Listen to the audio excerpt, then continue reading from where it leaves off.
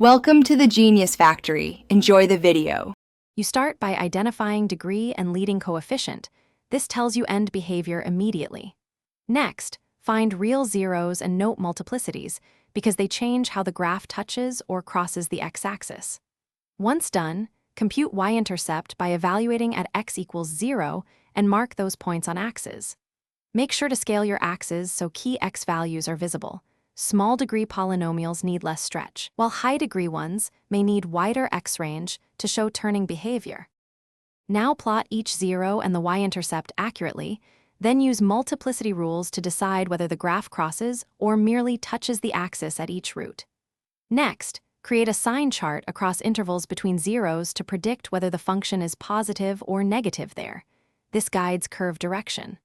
Once you have those signs, sketch smooth arcs connecting points, respecting end behavior. Make sure to add a few extra sample x values to refine curvature between zeros when needed.